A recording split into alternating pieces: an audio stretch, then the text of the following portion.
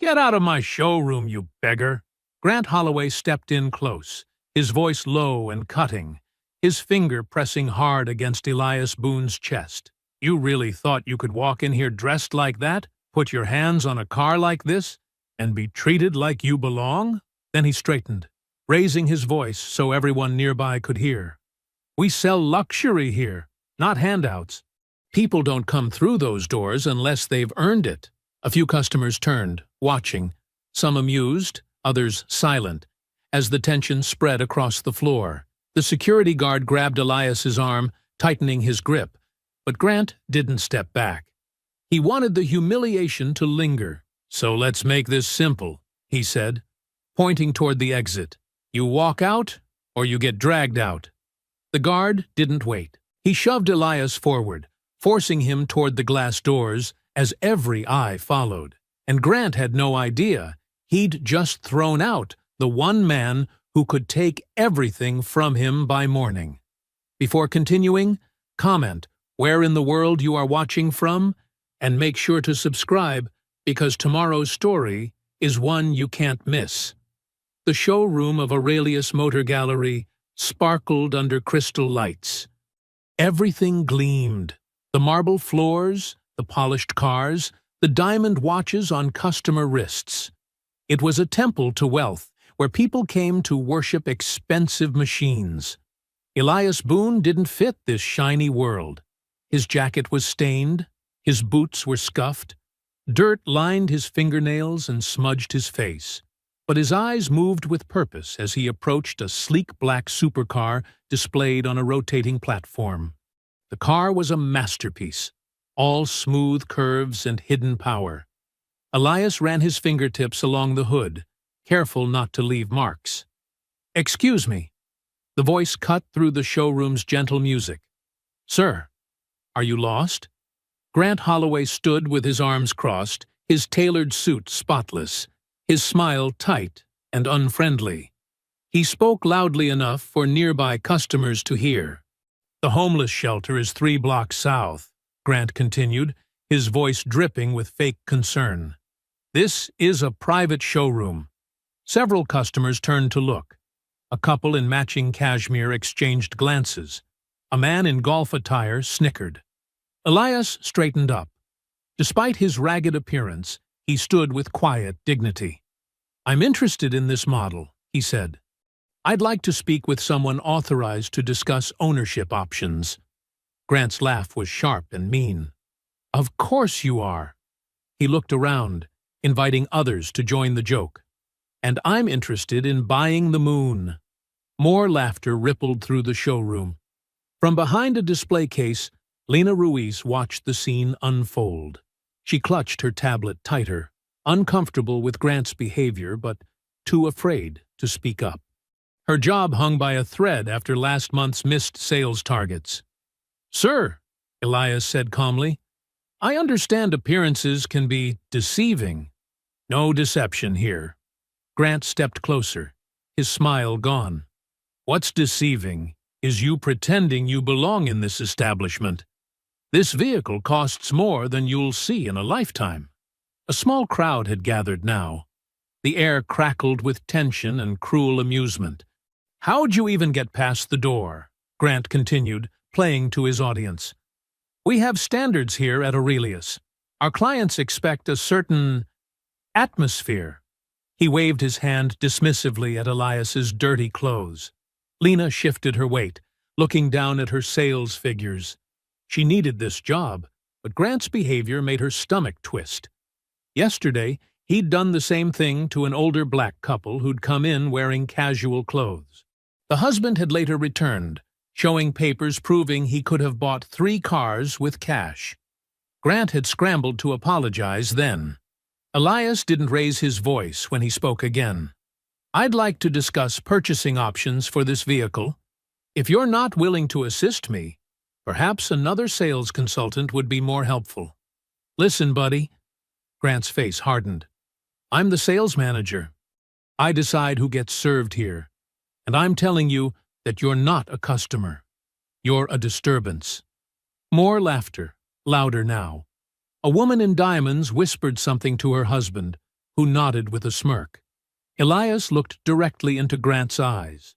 "Humiliating people can cost far more than losing a sale, Mr. Holloway." His voice was quiet, but clear. Grant blinked, surprised to hear his name. "Are you threatening me?" He stepped back and raised his voice. "Dean, we need security up front." Dean Mercer, the broad-shouldered security officer, emerged from near the entrance. His face was expressionless as he walked toward the confrontation. "Remove this man from the premises," Grant ordered, pointing at Elias. "He's harassing our customers." Lena watched Dean approach, her heart pounding. She wanted to speak up, to say something, but fear of losing her job kept her silent. Still, she couldn't tear her eyes away from Elias's calm face as chaos swirled around him. Dean reached Elias and stood beside him, towering over most people in the room. "Sir," he said in a low voice, "I need you to come with me." Grant smirked, victorious. "Maybe next time dress for the occasion, if there is a next time." He turned to the watching customers. "Sorry for the interruption, everyone. At Aurelius, we aim to provide the most exclusive experience possible." Dean took Elias's arm firmly, but not roughly. "This way, sir." Dean's fingers dug into Elias's arm as he held him in place. The touch wasn't violent, but it was firm, the kind meant to show control without leaving marks. Around them, the showroom's bright lights bounced off polished hoods and chrome details, creating a palace of reflections. Grant wasn't finished. He stepped closer, making sure his voice carried across the marble floor. "Let me explain something to you," Grant said, loud enough for everyone to hear. "People like you don't just walk in here and touch vehicles worth more than your entire existence." His smile was practiced, the kind that never reached his eyes. "These machines are works of art. They're for people who appreciate quality, who've earned the right to be here." A white couple near the silver convertible exchanged glances before laughing nervously. The woman touched her pearl necklace as if to make sure it was still there. Across the room, a man in an expensive suit held up his phone, recording the scene with undisguised interest. Elias kept his shoulders square despite Dean's grip. "I have sufficient funds. I have documentation. I have legitimate business here." His voice remained level, controlled in a way that made Grant's volume seem desperate by comparison. "Sure you do," Grant sneered. "And I'm the Queen of England." He turned to Dean. "Get him out of here before he scares the real buyers away. We don't need his kind touching the merchandise." The word "his kind" hung in the air, heavy with meaning. "What exactly is my kind?" Elias asked quietly. Grant's face flushed. "The kind who clearly doesn't belong. Look at yourself." He gestured at Elias's worn clothes. "This dealership built its reputation on standards. We don't let street mess wander in and contaminate the floor."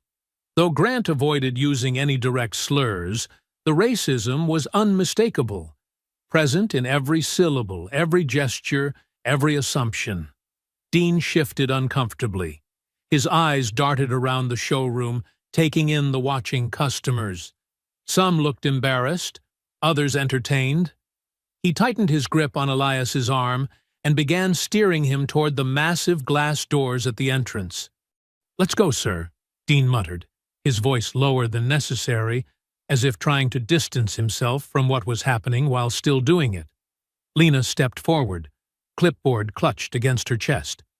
"Mr. Holloway, maybe you should remember who signs your commission checks, Lena," Grant cut in, his eyes narrowing. "Unless you want to join him outside. We have plenty of applicants who understand our clientele better." The threat was clear. Lena's mouth snapped shut, but her eyes remained defiant. Dean continued marching Elias toward the exit, past luxury vehicles arranged like museum pieces. The security guard's face had turned red, not from exertion, but from shame poorly disguised as determination. "You're making a serious error," Elias said, as they reached the doors. "Save it," Dean mumbled. pushing the door open with his free hand. With a final shove that was just forceful enough to make a point, Dean pushed Elias out onto the sidewalk. Elias stumbled forward, his worn shoe catching on the perfectly manicured threshold between showroom and street. For a moment, it seemed he might fall, but he caught himself at the last second, straightening with a dignity that somehow made the situation more awful, not less.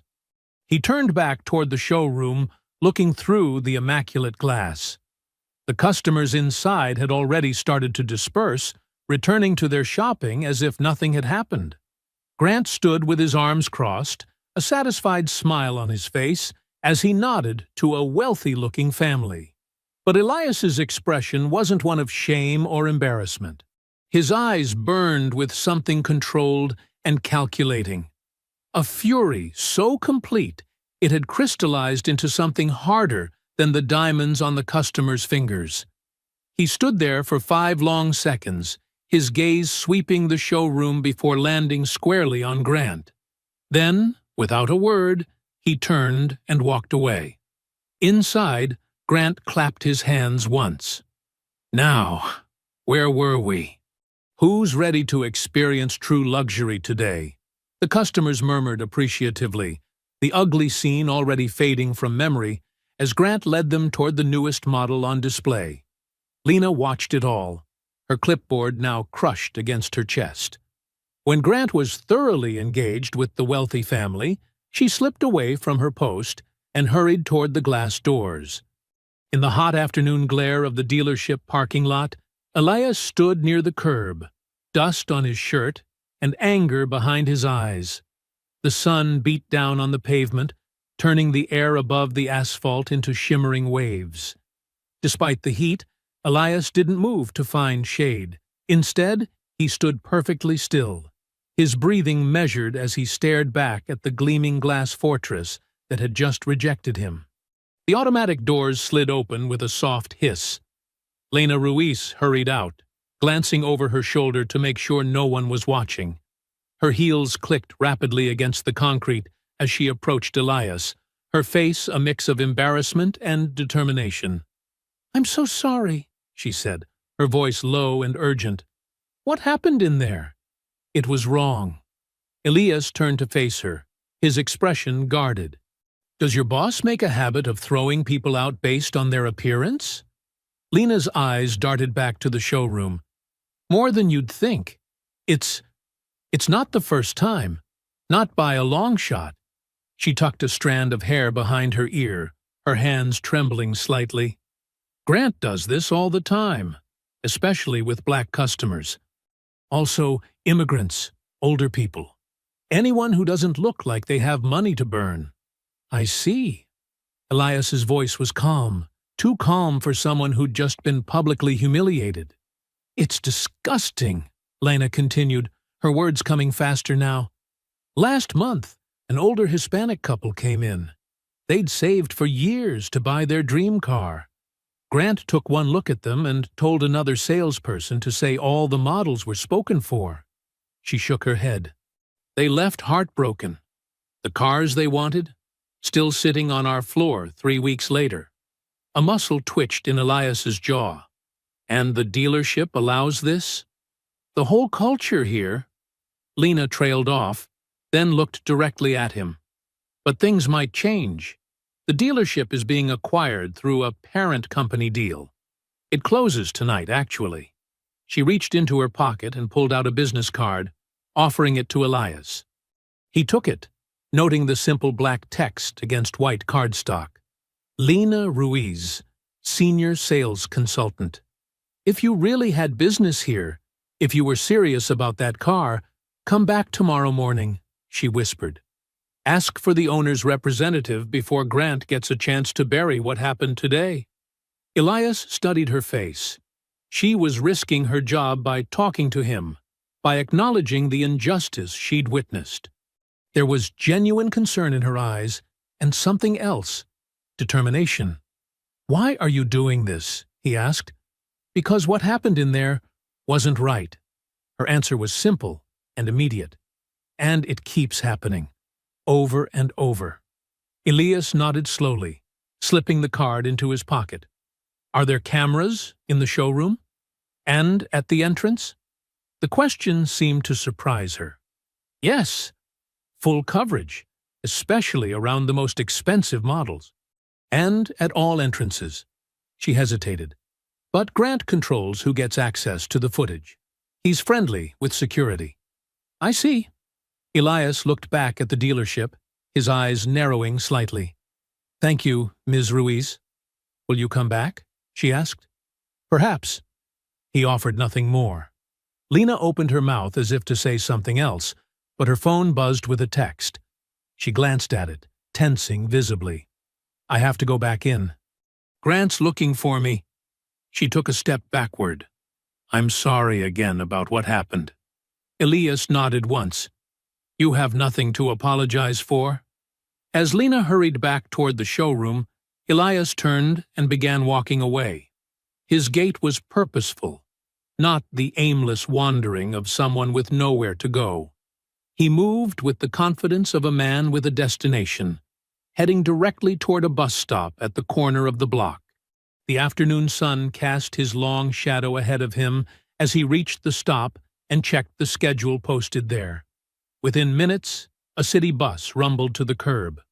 Elias boarded with the same quiet dignity he'd shown in the showroom.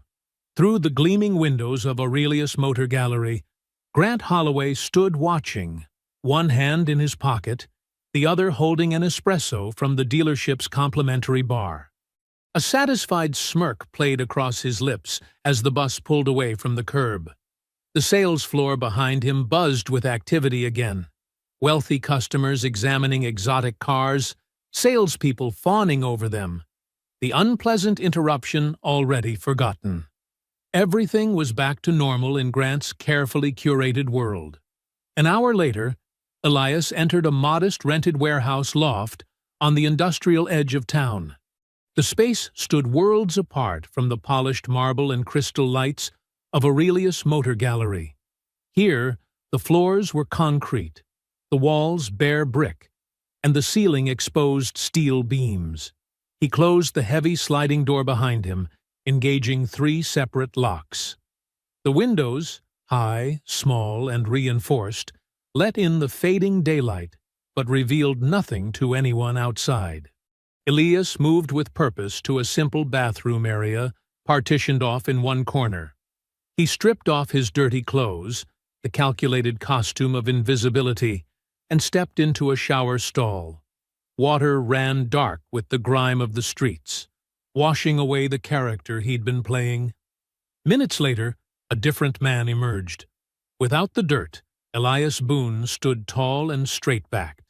His body was lean and wiry, bearing the disciplined fitness of someone who maintained himself despite his 58 years. A long scar ran across his left shoulder, an old wound with an older story. His face showed lines of experience rather than desperation, eyes clear and focused. He dressed in clean, simple clothes, dark jeans, a gray t-shirt, a black button-down left open. Nothing flashy, nothing that would draw attention. They never look, he muttered to himself, toweling his short-cropped hair dry. They see what they expect to see. The main space of the loft was organized with military precision. 3 folding tables formed a U-shaped workstation at the center. One held a laptop, printer, and dual monitors. The second displayed neatly arranged folders, each labeled with dates and locations. The third contained legal documents, their blue and red tabs forming a pattern only Elias understood. The wall across from this command center held a large map dotted with colored pins. Red pins marked Aurelius Motor Gallery and 5 other dealerships spanning 3 states. Yellow string connected them to a central hub, the corporate headquarters. White index cards pinned beside each location listed dates, names, and complaint numbers. Elias approached the center table and sat down, opening his laptop. The screen illuminated his face as he entered a complex password. He clicked through to a secure email, opening an attachment containing transfer documents. Final verification of share acquisition, he read aloud. Harold Voss, founder and majority shareholder, hereby transfers controlling interest to Sentinel Investment Group, effective 12:01 a.m. Elias glanced at his watch. 7 hours until everything changed. He opened another file, personnel records obtained through methods best left unmentioned. Grant Holloway's smug face appeared on screen. Sales manager, 8 years at Aurelius, consistently top performer. Customer satisfaction rating, exceptional, but only from certain customers. Elias scrolled down, finding the name he sought. Douglas Wren, Regional Vice President. Polished, Yale MBA, 20 years with the company. Oversaw 6 dealerships, including Aurelius. A corporate climber with a perfect record. Too perfect. Elias clicked another folder labeled Buried. Inside were scans of complaint forms, emails, and settlement agreements, all with the same pattern. Discrimination claims disappeared under Douglas Wren's management. African-American couples quoted higher interest rates. Latino buyers steered toward lower-value cars. Older customers pushed into unnecessary add-ons. Each complaint neatly resolved with minimal documentation and maximum silence. Elias picked up his phone and dialed. "Naomi," he said when the call connected. "It's me." "I was wondering when I'd hear from you," Naomi Price answered, her voice crisp and professional even at this hour. "How was your field research?" "Educational," Elias replied. "The acquisition finalizes at midnight. Are we prepared for resistance?" "Fully. I've prepared injunctions if they try to block your entry. The legal team is on standby." Her voice softened slightly. "Was it as bad as we thought?" "Worse." Elias's jaw tightened. "They've created a system where discrimination isn't just allowed, it's encouraged. And it's all protected by a corporate structure designed to hide the pattern. You got what you needed? I got enough. Be ready for tomorrow. They won't go quietly." After ending the call, Elias printed Grant Holloway's personnel photo. He walked to an evidence board on the side wall where dozens of other photos, documents, and notes were already arranged in a complex web of connections. Near midnight, Elias pinned Grant's smirking face to the board. With a thick red marker, he drew a perfect circle around the photo. "Tomorrow," he said to the empty room, "you learn what it feels like to be powerless." The morning sun bounced off the showroom's glass facade as Aurelius Motor Gallery opened its doors. Salespeople arranged brochures and wiped invisible dust from gleaming vehicles. Grant Holloway strode across the floor, checking his reflection in a car's polished surface, adjusting his red tie with practiced precision. "Matthews, move that roadster to the center display," he barked at a young salesman. "We have 3 appointments with serious buyers this morning." Outside, a black Mercedes sedan with tinted windows glided to a stop directly in front of the entrance. The engine cut off. For a moment, nothing happened. Then the driver's door opened. Elias Boone stepped out, unrecognizable from yesterday. His worn clothes and street-worn appearance had vanished. In their place stood a man in a perfectly tailored charcoal suit that hung with expensive precision across his shoulders. His shoes gleamed like black mirrors. His face, now clean-shaven, revealed sharp cheekbones and clear, focused eyes that fixed on the glass doors with deadly intent. Inside, a saleswoman noticed him first.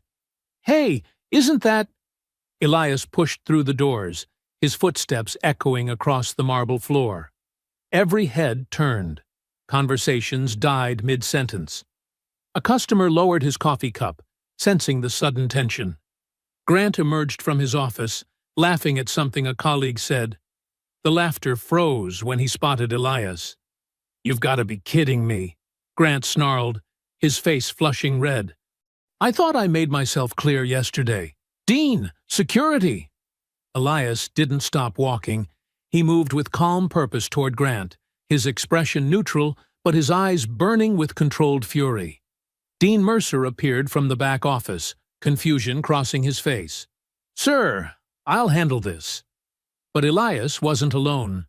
Through the doors came a striking woman in a navy suit, carrying a leather portfolio. Behind her followed two men in business attire with corporate badges, and a fourth person, a banker type, clutching sealed document folders. "Mr. Holloway," the woman said, her voice cutting across the showroom. "My name is Naomi Price, Chief Counsel for Boone Capital Holdings." She handed Grant a document. "As of 12:01 this morning, Boone Capital has acquired controlling interest in Aurelius Motor Gallery through the parent company acquisition." Grant stared at the paper, his mouth opening and closing. "What is this? Some kind of joke?" Naomi's expression remained professionally cool. "I assure you, this is quite real. Allow me to introduce Elias Boone, Executive Owner and CEO of Boone Capital Holdings." The showroom fell completely silent. A customer's phone clattered to the floor. Lena Ruiz, standing near a display car, pressed her hand to her mouth. Elias stepped forward. "Yesterday, Mr. Holloway, you decided I didn't belong here based solely on my appearance. You humiliated me publicly, had me physically removed." His voice carried across the silent room. "You said I was wasting your time." Grant's face had drained of all color. "Listen, I don't waste time," Elias cut him off. "And I don't forget faces, particularly those who abuse their authority." He turned to Naomi. "The termination papers, please." Naomi handed him several documents. Elias studied the first one. "Grant Holloway, you're terminated effective immediately for discriminatory practices and misconduct." He handed the stunned man the document. "Dean Mercer, you're terminated for use of unlawful force against a customer." Dean's shoulders slumped as he accepted the paper. Thomas Reeves and Philip Andrews. Elias looked at two senior salesmen who had laughed the loudest yesterday. Terminated for supporting discriminatory sales practices. The banker stepped forward, explaining that company access cards, email accounts, and system permissions had already been disabled. The compliance officers began collecting keys and badges. "This is insane," Grant shouted, finding his voice. "You can't just walk in here and—" "I can, and I have," Elias said. "My acquisition team has spent 6 months documenting every instance of discrimination in this dealership. The evidence is substantial and damning." The front doors opened again.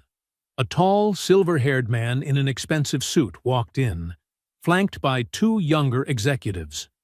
His smile seemed pleasant, but his eyes were cold calculation. "Well, this is quite the scene," he said smoothly. "Douglas Wren, Regional Vice President." He extended his hand to Elias. "I see you've made yourself at home, Mr. Boone." Impressive entrance. Elias didn't take the hand. "Mr. Wren, I expected you'd be here soon." Douglas withdrew his hand, his smile never faltering. "I'm afraid there's been a misunderstanding about the extent of your authority.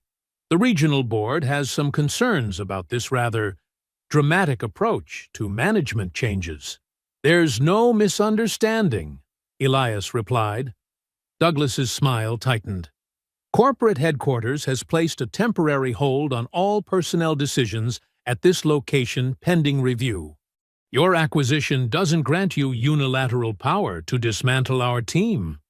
His voice hardened slightly. "This fight is far from over, Mr. Boone. Far from over." The glass walls of Grant's office, now technically Elias's office, did nothing to hide the tension inside. Douglas Wren stood with perfect posture, gesturing calmly to the gathered staff, while Elias, Naomi, and Lena watched from outside. The morning sun glinted off polished surfaces, creating a false sense of clarity in a situation growing murkier by the minute. "He can't undo what just happened, can he?" Lena whispered to Naomi. "Legally? No," Naomi replied quietly. "Practically? He's about to try. Inside the office, Douglas's voice carried with practiced authority.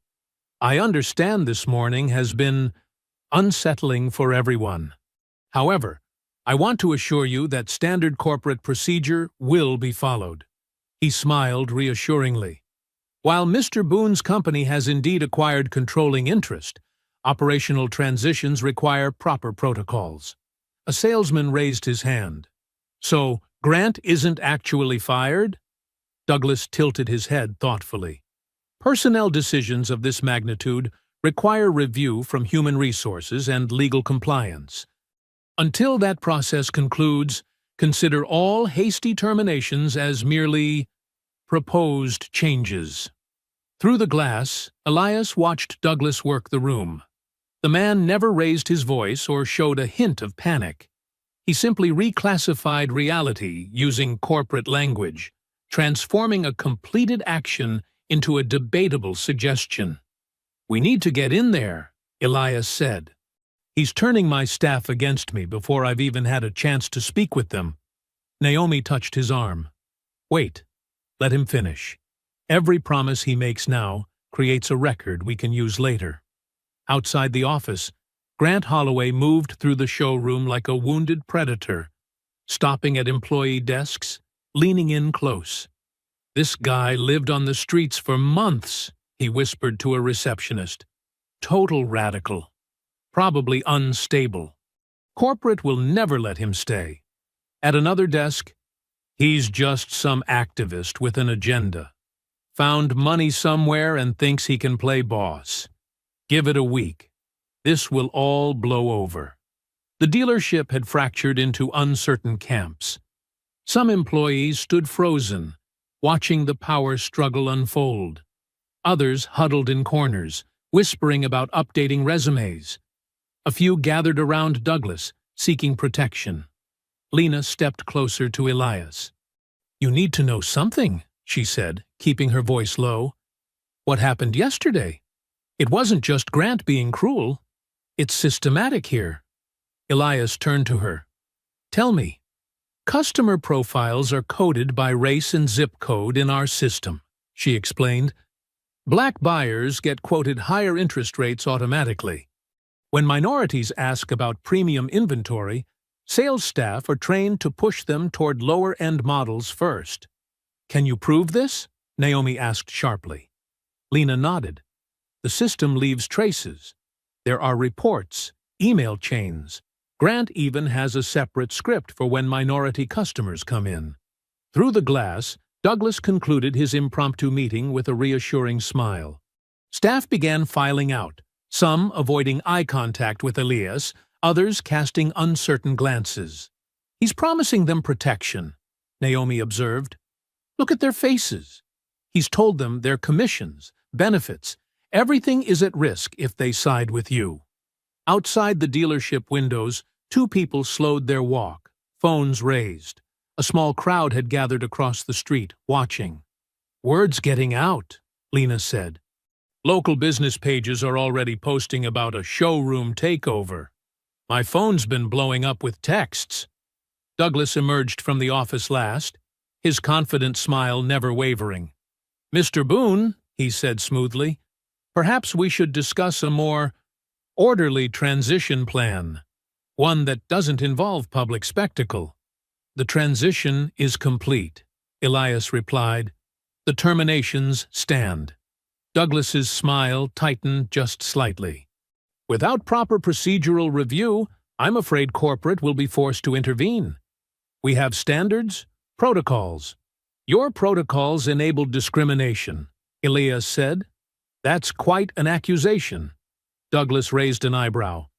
"I hope you have substantial evidence before making statements that could be construed as defamatory." Grant appeared at Douglas's shoulder, emboldened by the support. "He doesn't have anything. Just a grudge because I wouldn't let him dirty up the merchandise." Elias turned to a building maintenance worker who had been watching nervously from nearby. "I want all the locks changed immediately. New keys, new access codes." The worker looked uncertainly between Elias and Douglas. "Do it," Elias said firmly. "I own this building now." Douglas chuckled, a sound devoid of any real humor. Changing locks. How dramatic! He straightened his already perfect tie and leaned slightly closer to Elias. By nightfall, you'll regret humiliating Grant. That's not a threat, Mr. Boone. It's simply how these situations inevitably unfold when proper channels are ignored. He nodded politely to Naomi, completely ignored Lena, and walked toward the exit, his expensive shoes clicking on the marble floor.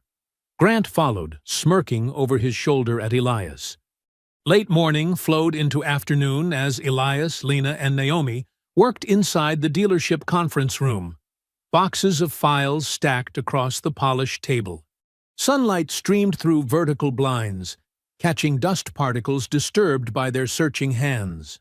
"This is the third complaint this month," Lena said, sliding a folder toward Elias. "Black family, pre-approved financing, excellent credit." Grant told them the Meridian S8 they wanted was reserved for another customer. She flipped the page. The next day, it sold to a white buyer who walked in without an appointment.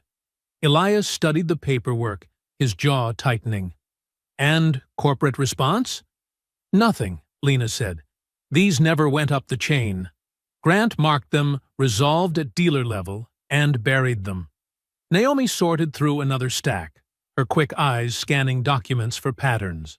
The discrimination is coded but clear. "Look at these financing offers," she pointed to several highlighted sections. "Higher interest rates offered to customers from certain zip codes, even with identical credit scores." Elias leaned back, rubbing his temples. This wasn't just Grant's personal ugliness. It was a system. "They built walls around everything," he said. "Small enough to claim coincidence, large enough to keep certain people out." Through the glass walls, they could see staff members huddled in small groups, watching. Some openly glared. Others pretended to work while making calls, likely to Grant or Douglas. "They're scared," Lena said, "and angry. The story they're telling is that you're purging white employees out of spite." "Let them talk," Elias replied. "The records will speak louder." The front doors opened, and an older couple entered hesitantly.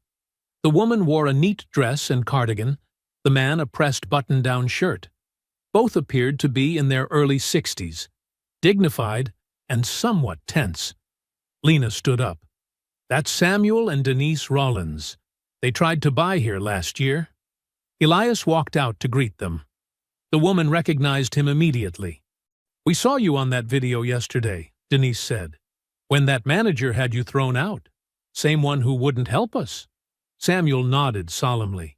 "We came to see if it's true what they're saying online, that you fired him and took over." "It's true," Elias confirmed. "I'd like to hear about your experience here, if you're willing to share it." They sat in the customer lounge area, away from prying ears. Samuel spoke first, his voice steady but carrying old hurt. "We came in with pre-approval from our bank. Wanted to test drive the new CT6. That man," he pointed toward Grant's empty office, "told us we couldn't test drive it without a deposit. Said it was policy." "Then a white couple walked in right after," Denise continued. "He handed them the keys to the same car. No deposit, no questions. When we pointed it out," Samuel said, "he called security and said we were being aggressive. All we did was ask why the rules changed." Elias felt the story hit him like a physical blow. Not because it was shocking. He'd heard dozens like it while preparing for this takeover, but because it confirmed the pattern stretched across years, not moments. "We're gathering evidence of discrimination," Elias told them. "Your testimony matters. Would you be willing to make a formal statement?" As they nodded, a crash sounded from across the showroom. A young salesman had accidentally knocked over a filing cabinet, scattering papers. Nearby, another employee was deleting calendar entries from his computer. "They're destroying evidence," Naomi said sharply, hurrying over. "Stop that immediately." The atmosphere crackled with tension. Staff members divided visibly, some looking ashamed, others defiant. One whispered loudly enough to be heard, "He's just here to burn the place down." Lena rushed to secure a computer terminal where customer logs were displayed. "I need to back these up before they disappear," she called. Naomi managed to recover several digital files onto a secure drive, working quickly while the hostile staff members continued their subtle sabotage, misplacing folders, claiming ignorance about file locations, whispering warnings to colleagues who seemed willing to cooperate. By late afternoon, Elias felt both progress and resistance mounting. For every piece of evidence they secured, another seemed to vanish. "Someone's been cleaning records systematically," Naomi reported, frowning at her laptop screen. "The surveillance footage from last week is gone. Access logs, too." As the showroom closed for the evening, the last customers departing under the watchful eyes of newly hired security, Lena burst into the conference room, face flushed with urgency. "The master archive drive," she said breathlessly. "It's missing. The IT guy just told me Grant took it with him before leaving. Everything, backups, emails, security footage, it's all on there." After closing time, the showroom's bright lights dimmed to security levels, casting long shadows across the polished floor.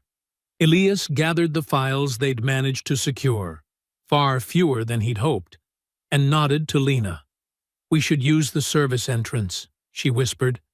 Less visible, they moved through the back hallways, past the detailing bays where luxury vehicles waited for morning. The weight of the day hung heavy between them. Each carried a box of copied complaints, customer records, and hastily printed emails, ammunition for the battle ahead. The service door swung open with a metallic groan. Outside, a single security light cast a yellow pool across the employee parking area. Elias's black sedan sat 30 yards away, its polished surface gleaming dully in the half-light. "Tomorrow we find that master drive," Elias said. Without it, a figure stepped from behind a parked SUV. Then another, and a third. "Well, look who's sneaking out with company property," came a voice thick with contempt. Trent Maddox, senior salesman and Grant's most loyal attack dog, blocked their path. His expensive shirt was rumpled, tie loosened, eyes bloodshot from either anger or alcohol, maybe both. Two other men flanked him, Mike from financing and Pete from the service department. Elias stepped slightly in front of Lena. "We're leaving with copies. The originals stay." Trent's laugh was ugly. 10 years I've worked here. 10 years building my client list, my reputation. Then you walk in and burn it all down in a day. "Grant burned it down," Lena shot back. "You helped him." "Shut up, traitor," Mike spat. "You were nothing when you started. Grant gave you chances nobody else would." Trent moved closer, his body language shifting from threatening to dangerous. "You think you can just waltz in here playing big shot and take everything we built? The only thing you built was a system that cheats people," Elias said calmly. "Now, move aside." Instead, Trent lunged forward, grabbing for the box in Lena's arms. "Let's see what you're really stealing." Elias instantly stepped between them, blocking Trent's reach. "Back off. Now!" The first shove came from Trent, hard against Elias's chest. Elias held his ground. The second came harder, and Elias's box tumbled, papers spilling across the pavement. "You should have stayed outside the glass where you belong," Trent snarled, throwing a wild punch that caught Elias in the ribs. The fight erupted like a storm. Mike charged forward, but Elias pivoted and sent him sprawling face first onto the pavement with a well-timed sidestep and push. Years of discipline hadn't dulled Elias's instincts. If anything, they'd sharpened them. Pete grabbed Lena's arm. She screamed, dropped her box, and fumbled for her keychain. The small canister of emergency mace found its target, and Pete staggered back, howling, hands covering his face. Trent was different. Younger, stronger, Fueled by rage, he landed another punch to Elias's side. Elias grunted with pain, but caught Trent's next swing, twisted the arm, and drove him backward against a concrete pillar. "This was never about cars," Elias growled, holding Trent pinned. "It was about treating people with dignity." "People like you ruined everything," Trent gasped, struggling. "Coming here with your politics, your lawsuits." From across the lot, a voice shouted, "Police! Break it up!" The night porter stood by the service door, phone in hand, wide-eyed at the violence. In the distance, blue lights flashed. Elias released Trent and stepped back, breathing hard. Lena hurried to his side, her hand trembling as she touched his arm. 2 patrol cars pulled in. Officers approached cautiously, hands near their belts. "He attacked us," Trent immediately claimed, pointing at Elias while touching his split lip. "We were just talking, and he went crazy." "That's a lie," Lena protested. "They ambushed us." As if summoned by dark magic, a sleek town car glided into the lot. Douglas Wren emerged, immaculate in his suit despite the late hour, expression concerned but somehow satisfied. "Officers, thank you for responding so quickly," Douglas said smoothly. "I'm the regional director. I'm afraid Mr. Boone has been unstable today. We've been worried about his behavior since this morning." Elias stood bruised and furious, watching the officers take statements. Blood trickled from a cut above his eye. Across from him, Trent dabbed at his split lip, a smirk forming beneath the injury. The morning sun cast long shadows as Elias limped into the sleek downtown office building. His ribs ached with each breath, and the cut above his eye had scabbed over during the restless night. Naomi walked beside him, carrying a leather portfolio thick with documents. Behind them, Lena followed, her eyes darting nervously around the marble lobby. "Are you sure you're up for this?" Naomi asked quietly as they waited for the elevator.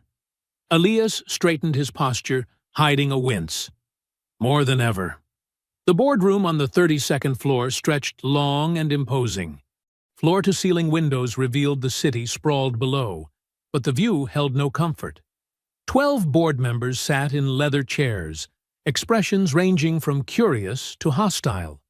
At the far end, Douglas Wren lounged with practiced ease, his smile tight and predatory. "Mr. Boone," the board chairwoman, Vivian Mercer, began, "these are serious allegations you've brought forward. This special review session will determine our next steps." Elias nodded, setting his evidence boxes on the table. "Thank you for convening so quickly." For the next hour, he laid out his case methodically. The customer service logs with racial coding, the internal memos directing staff to redirect certain buyers, the financial records showing dramatically different financing offers based on zip codes rather than credit scores. "This pattern extends back 3 years," Elias said, sliding copies of spreadsheets across the polished table. "Since Mr. Wren took over regional operations." Several board members shifted uncomfortably, examining the documents.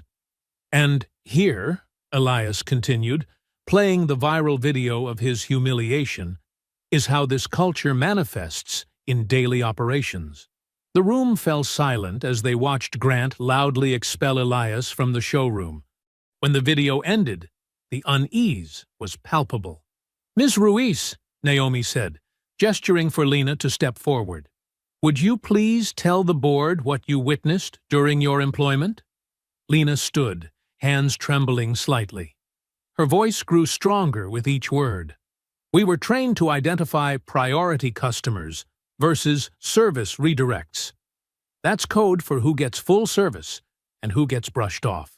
She swallowed hard. "Mr. Wren personally taught managers the system during quarterly training. He called it client optimization." "That's absurd," Douglas interrupted, his composure cracking for the first time. "This woman was nearly fired for performance issues. She's hardly—" "I have the training materials," Elias cut in, sliding another folder forward. And the performance metrics that show Mitzi. Ruiz outsold her colleagues consistently for 2 years until she began questioning these practices. Douglas's face flushed red. "You're twisting standard business practices into some social justice crusade." "No," Elias replied evenly. "I'm identifying systematic discrimination that's created significant legal exposure for this company." He turned to face the board directly. "This isn't about revenge. It's about fiduciary duty. What's happening at Aurelius isn't just morally wrong. It's illegal and financially reckless. The liability grows every day this continues." Vivian Mercer removed her glasses, rubbing the bridge of her nose. "Mr. Wren, these documents are disturbing. Do you have a response?" Douglas's smile had vanished entirely. "This is a hostile takeover disguised as ethics. Boone wants control. Nothing more." "Then explain this," Naomi said, revealing testimonials from former customers, including Samuel and Denise Rollins. 23 documented cases of discrimination, all buried in your system. The board deliberated for 30 minutes, while Elias, Naomi, and Lena waited in the hallway. When they were called back in, Vivian's expression had hardened. "The board has voted to suspend Mr. Wren pending a full investigation. Mr. Boone's operational authority is provisionally affirmed." She looked directly at Elias. "We expect a comprehensive plan for restructuring by next week."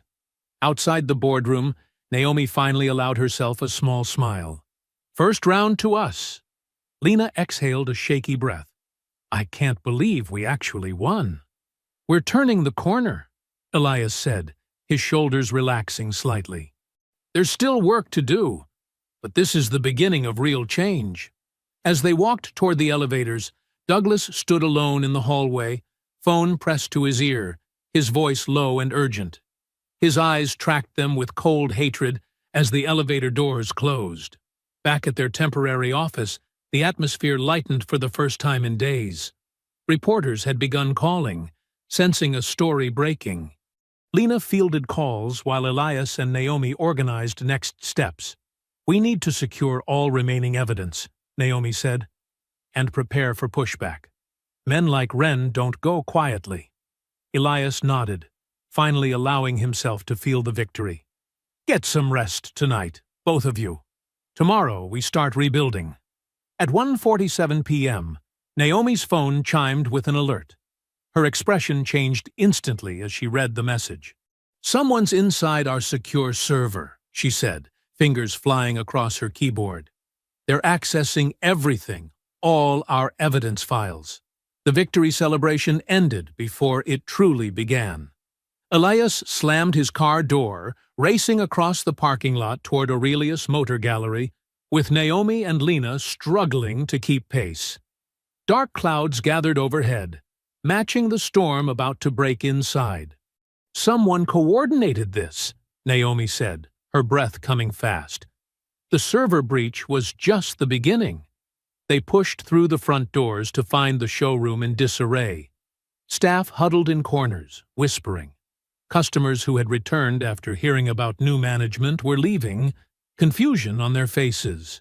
Corporate security guards, ones Elias had never seen before, stood at strategic points throughout the building.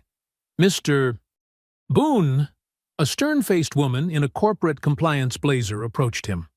"I'm Vanessa Hodge from Parent Company Oversight. We have an emergency situation."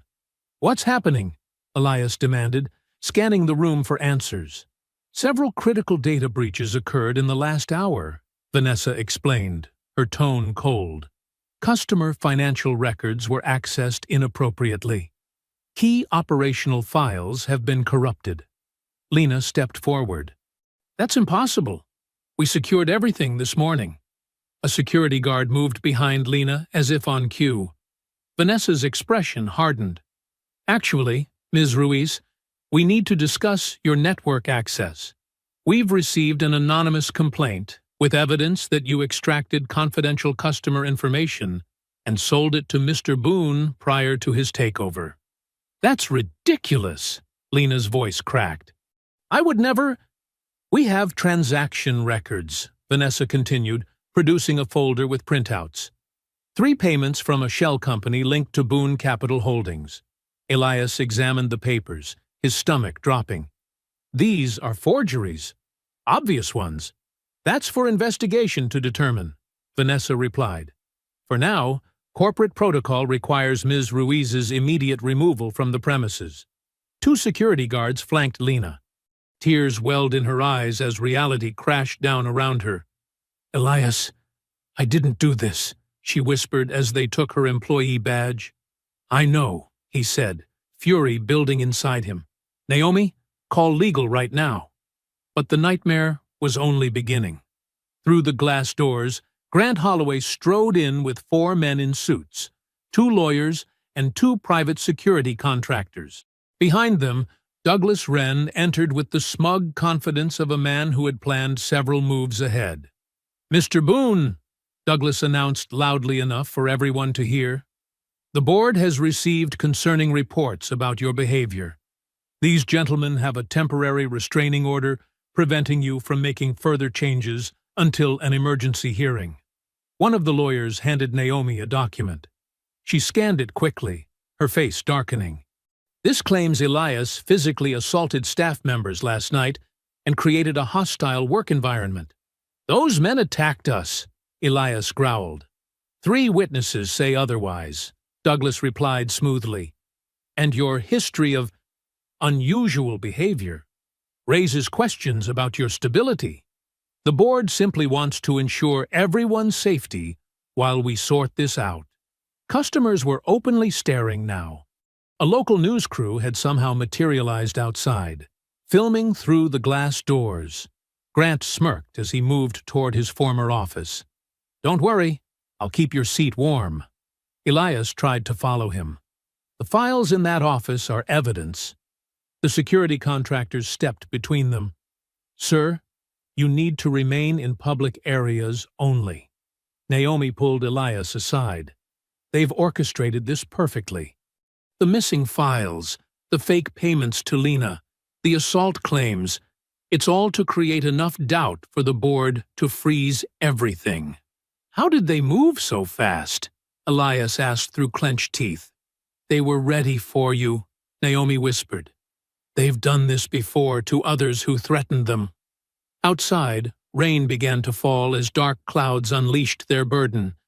Lena stood beneath the dealership awning, clutching her personal belongings in a box, devastation written across her face. Douglas approached Elias one final time. You should have stayed on your side of the glass, Mr. Boone. You don't belong in our world. By late afternoon, customers had fled. Staff had been sent home pending reorganization. The media reported on the chaotic leadership struggle at the prestigious dealership, highlighting allegations against both Elias and Lena. At dusk, Elias sat alone in his car across from the dealership, rain drumming on the roof. Through sheets of water, he could see the dark showroom, empty now except for the gleaming cars that seemed to mock him. Grant's office light still burned, the only illumination in the building. Everything he'd worked for lay in ruins. The justice he'd sought for himself and others seemed further away than ever. After all his careful planning, all his patience, he found himself exactly where he'd started. Outside looking in, powerless against the system that protected its own. The rain fell harder as darkness settled completely over Aurelius' motor gallery. Rain tapped against the windshield, creating hypnotic patterns that matched Elias's scattered thoughts. His knuckles were bruised, his shirt collar stained with dried blood from the fight. He stared at the darkened dealership, watching shadows move behind the glass where Grant and Douglas plotted their next moves. Everything had fallen apart so quickly. The passenger door opened. Naomi slid into the seat beside him, balancing 2 coffee cups. She handed one to Elias. You look terrible, she said quietly. I feel worse. Elias took the coffee, but didn't drink. They won. All my planning, All my work. Gone in an afternoon. Is it? Naomi asked, studying his face. Elias turned to her, confusion crossing his features. You've been 3 steps ahead this whole time, she continued. I refuse to believe you trusted everything to one set of files in one location. That's not the strategist I know. The rain drummed harder on the roof. Elias sat silently for a long moment, then something shifted in his eyes. The defeat began to recede, replaced by something harder, more focused. You're right, he finally said. This isn't over. It was never going to be this simple. So, what's the real plan? Naomi asked. The one you haven't told me about yet? Elias took a deep breath. I didn't just gather evidence. I created what I call a dead man network. Meaning? Meaning I have duplicates, complete duplicates, stored with 3 separate parties who will release everything if I don't check in every 72 hours. Naomi's eyes widened. Who?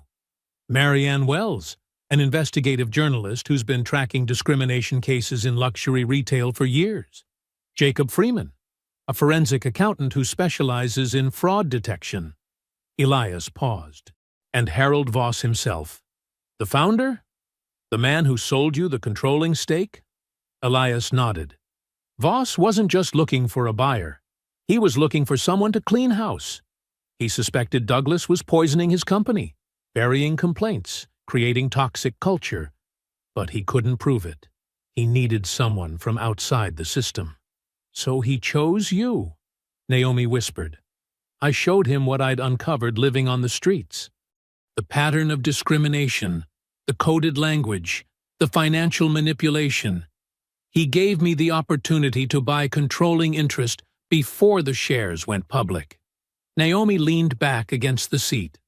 Why didn't you release everything immediately? We could have avoided this mess. Because suspicion isn't enough, Elias replied, his voice growing stronger. I needed them to panic, to make mistakes, to tamper with records and cover their tracks. Understanding dawned on Naomi's face. You wanted them to obstruct justice where you could prove it. Exactly. Elias reached for his phone. The security breach may have saved us. By trying to delete evidence, they created a trail of tampering that's much easier to prosecute. He dialed a number, putting it on speaker. Hello? An older man's voice answered. Harold, it's Elias. They made their move. I've been watching the news, Voss replied. They're trying to paint you as unstable. Do you still have access to the board correspondence from last year? The chain where Douglas outlined his customer filtering protocols?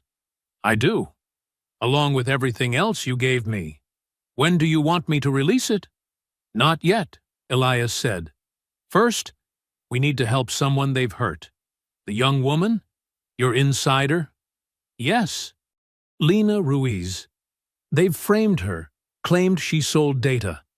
We need to clear her name before we burn everything down. The rain had slowed to a gentle patter. Elias looked at Naomi, new determination hardening his features. Before we destroy Douglas and Grant, we protect our own. That's the difference between us and them. Naomi nodded. So, what's the first move? We go to Lena. Now. Elias finally took a sip of his coffee. She risked everything to help expose the truth. I won't leave her hanging. She's probably terrified, Naomi said. Her career, her reputation, they've taken everything from her. Not everything, Elias replied. Not yet, and not if I can help it. He started the engine, and the headlights cut through the rain-soaked darkness. The dealership's gleaming facade seemed less imposing now, more like a hollow shell hiding corruption that would soon be exposed. Naomi fastened her seatbelt. Where does she live? East Side, apartment complex near the park. Elias pulled away from the curb.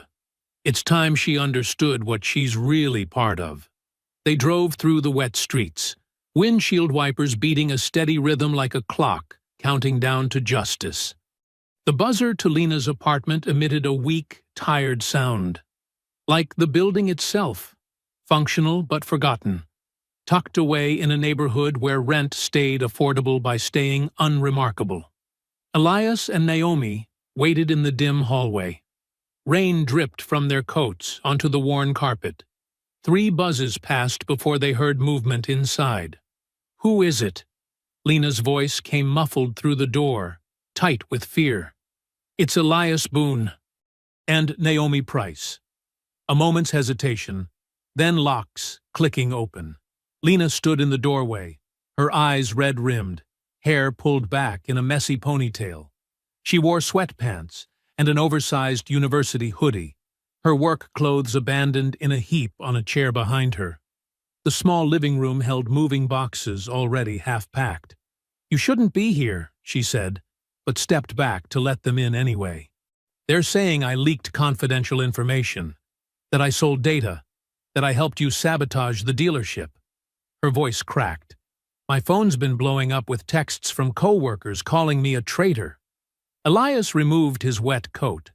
The apartment was warm but sparse, a starter home for someone who'd been building toward something better. "You're running," he observed, nodding toward the boxes. "What choice do I have? My career in sales is over. Once word gets out, no dealership in the state will touch me." She dropped onto her sofa, fingers knotting together. "I tried to do the right thing, and now I'm unemployed with a target on my back." Instead of asking for more help or offering empty reassurances, Elias sat across from her and placed his phone on the coffee table between them. "You were targeted because you mattered," he said simply. "Because you saw what they were doing and couldn't pretend anymore." He opened his phone and pulled up encrypted files, copies of everything they'd gathered, everything that had been compromised. This isn't just about one bad day or one cruel manager. This is systematic discrimination built into a business model. And we have duplicates of everything. Mirrored backups they can't touch. Lena's eyes widened.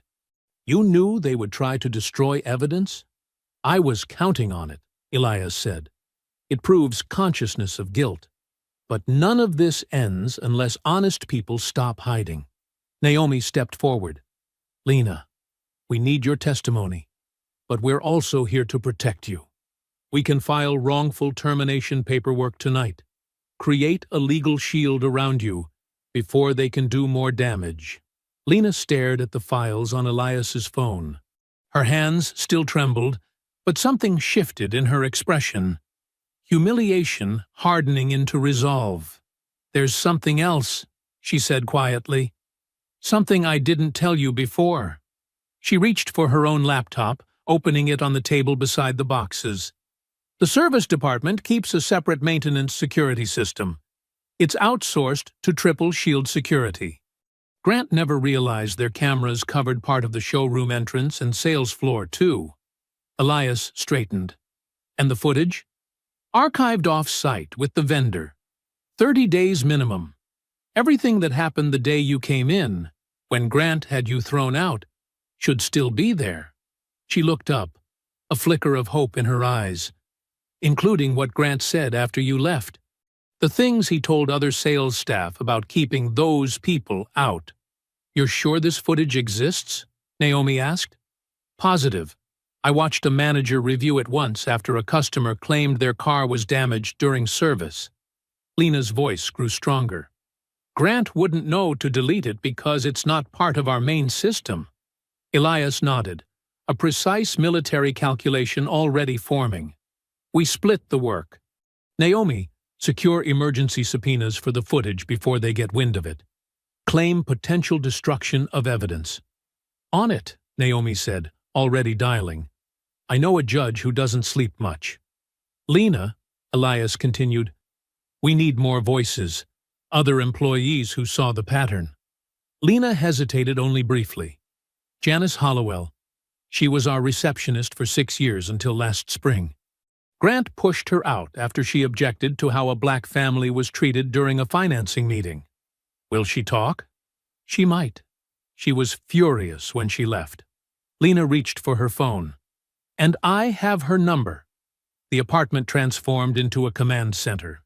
Naomi spoke in crisp legal terms to a sleepy judge. Lena reached Janice, whose initial wariness melted into angry agreement when she learned what was happening. "Samuel and Denise Rollins called me earlier," Elias added. "After they spoke to you, they're willing to go public with their experience." "Why would they risk that?" Lena asked.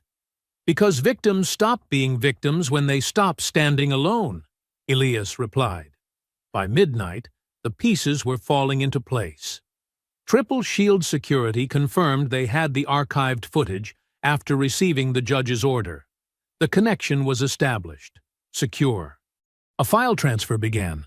All three gathered around Lena's laptop, watching as the progress bar inched across the screen.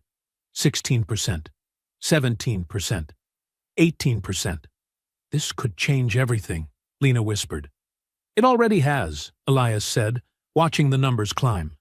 "The moment you decided not to run." The bar continued its slow crawl toward revelation, carrying with it the weight of truth too long buried. Just before dawn, in Naomi's office, Elias sat hunched forward in a leather chair, his eyes fixed on the monitor before him.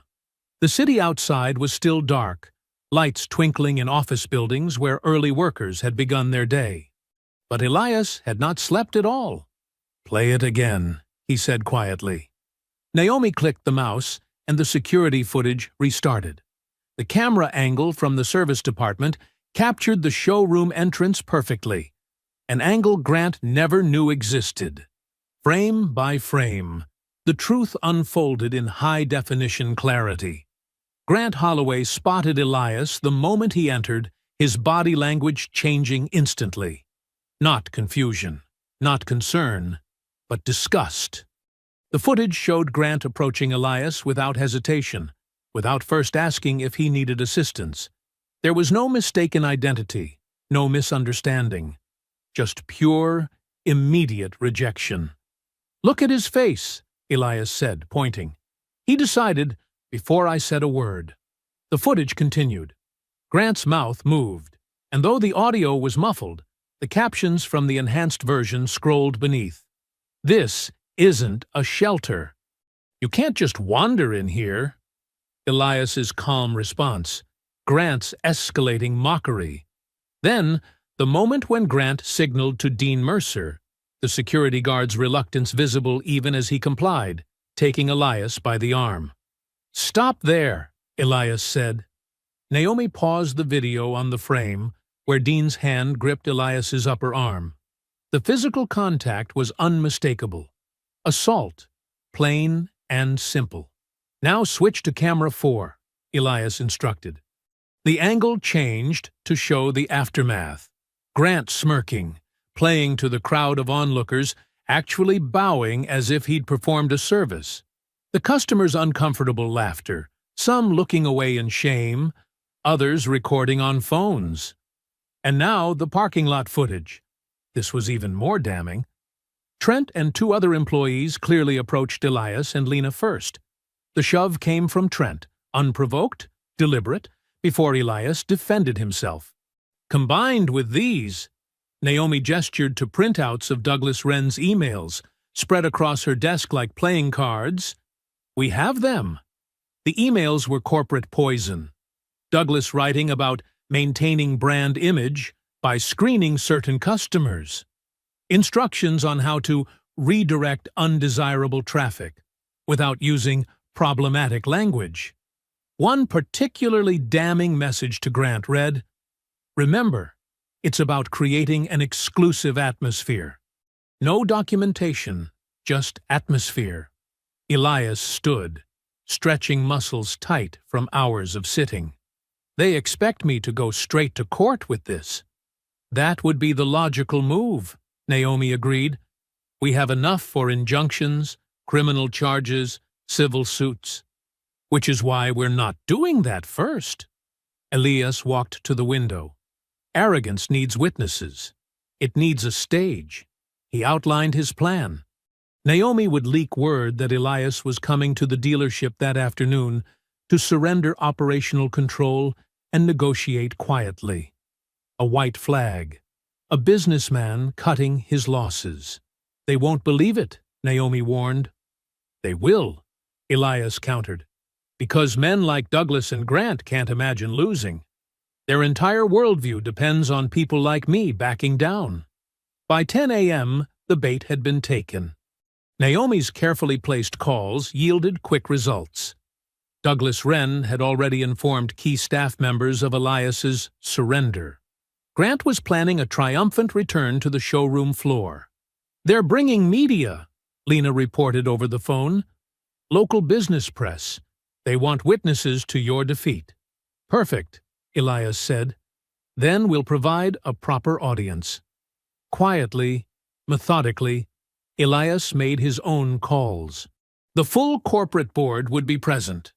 The police financial crimes unit was notified about potential fraud evidence. The investigative journalist holding Elias's backup files agreed to attend, recorder in hand. Samuel and Denise Rollins would be there, along with 5 other customers who had faced similar discrimination. Former employees, including Janice Hollowell, promised to attend. The hours ticked by with excruciating slowness. Elias remained calm, reviewing documents, preparing statements, checking details with Naomi. This wasn't rage driving him anymore. It was something colder, more precise. Justice, measured to the ounce. At noon, Elias's sedan pulled into the dealership parking lot. Through the glass front, he could already see the showroom filling with people. Camera crews adjusted lighting. Employees clustered in nervous groups. Customers wandered in, drawn by the unusual activity. And there, in the center of it all, stood Douglas and Grant, smiling, straightening ties, adjusting cuffs, men who thought they were about to win. Elias stepped from the car, Naomi beside him, a slim briefcase in his hand containing the complete, unedited footage. As he walked toward the entrance, Lena opened the door from inside, her face a mask of professional calm. "They're all here," she whispered. "Everyone you asked for." Elias nodded once, his face revealing nothing, as he stepped into the arena he had created.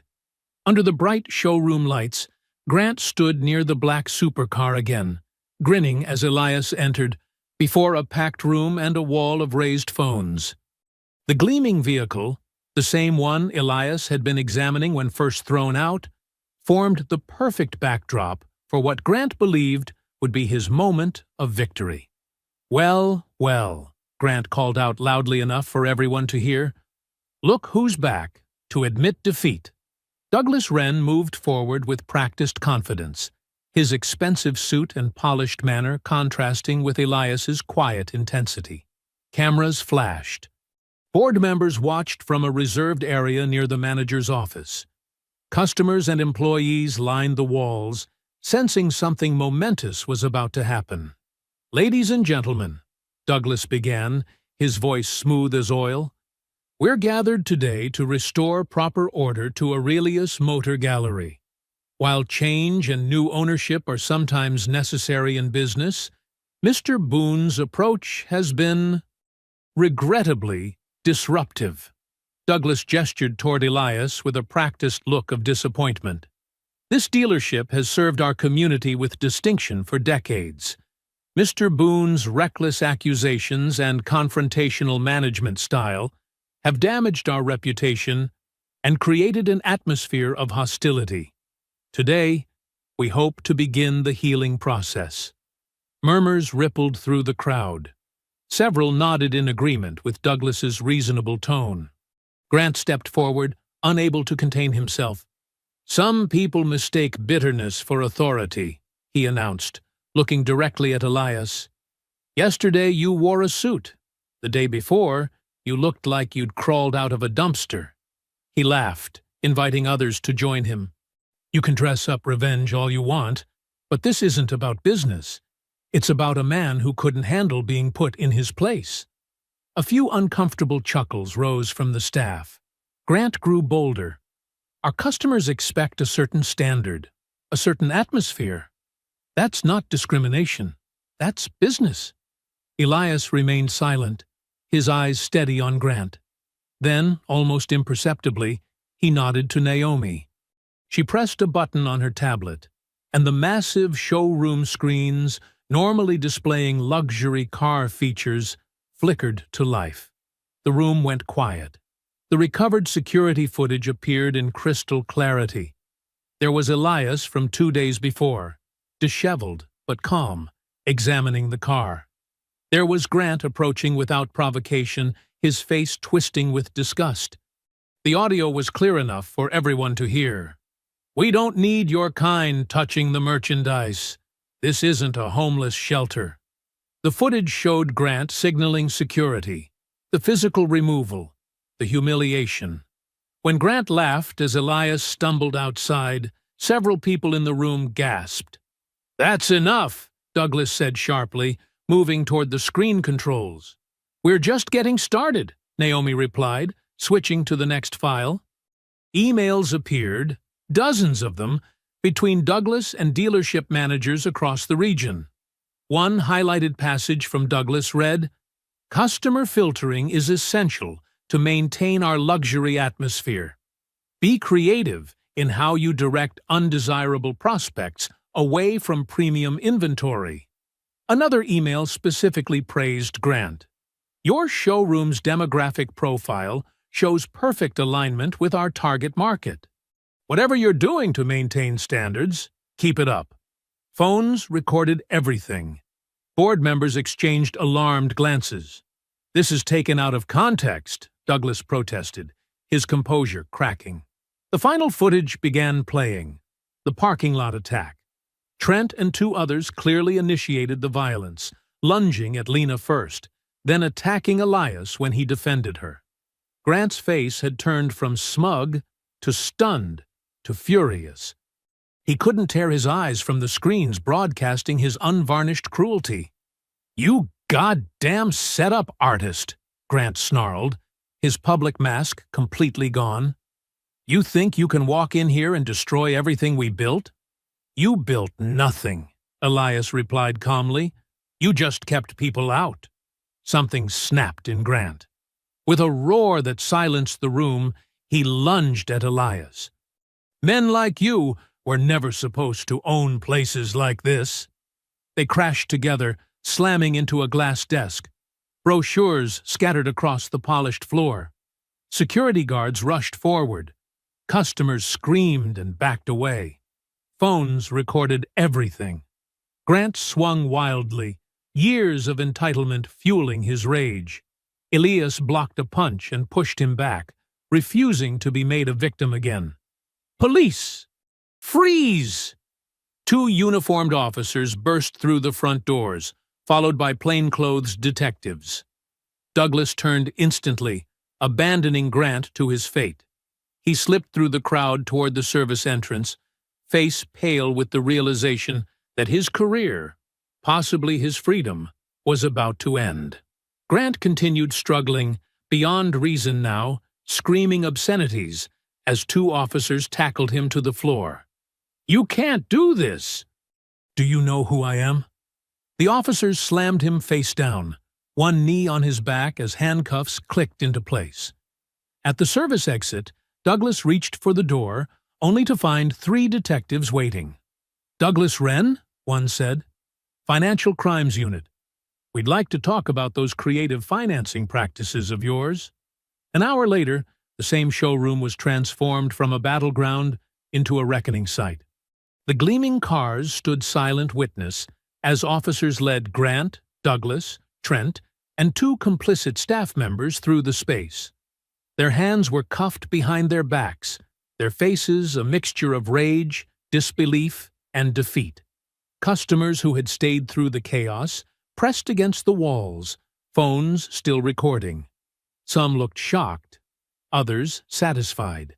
The contrast was stark. Men who had once strutted through this temple of luxury now shuffled in disgrace, past the very cars they had used as barriers against the unworthy. A detective from the Financial Crimes Unit stepped forward, his voice carrying across the hushed room.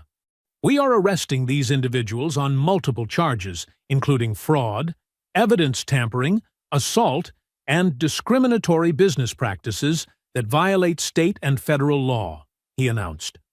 This investigation has been ongoing, but today's events provided final confirmation of systematic wrongdoing. Douglas kept his head down, but Grant couldn't stop himself.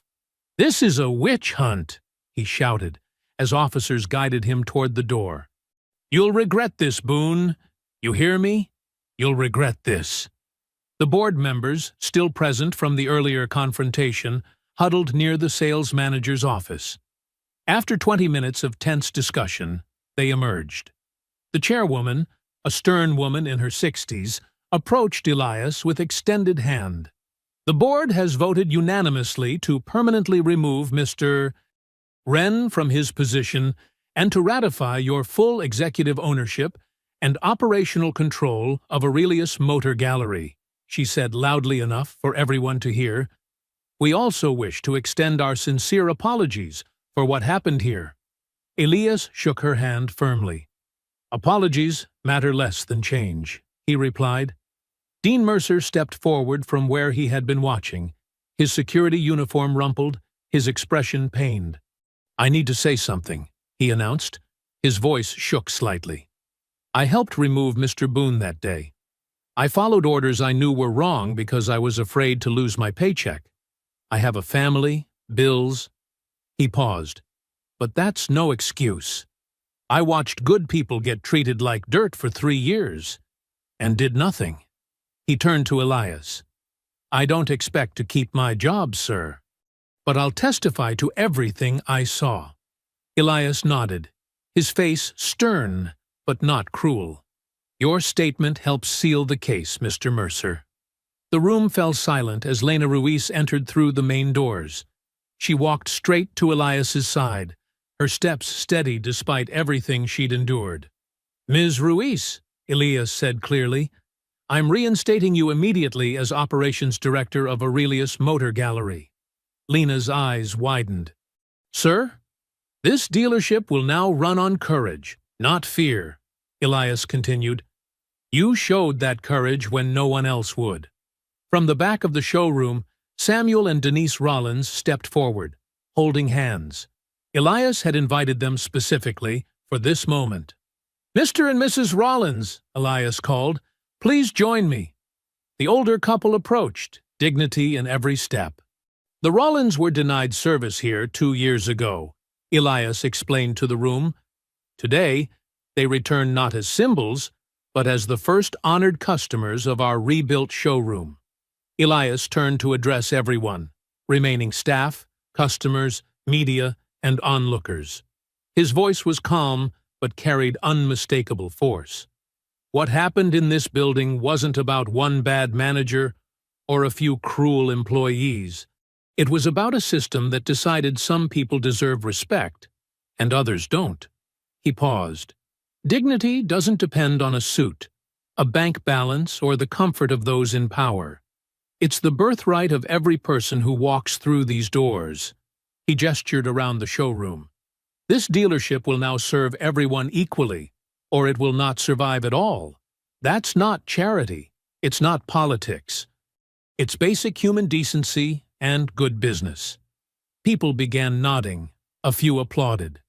"We reopen tomorrow," Elias continued, "with new policies, new training, and a new commitment. Judge us by our actions." As evening light poured through the showroom glass, casting long golden rays across the polished floors, Elias picked up a key fob from the nearest display. He walked to Denise Rollins and placed it gently in her open hand. "Your patience and courage helped expose the truth," he said. "The first car under new management belongs to you, at the price you should have been offered 2 years ago." Denise's eyes filled with tears. Samuel put his arm around her shoulders. The room erupted in applause. Finally, for the right reason. If you enjoyed the story, leave a like to support my channel, and subscribe so that you do not miss out on the next one. On the screen, I have picked 2 special stories just for you. Have a wonderful day.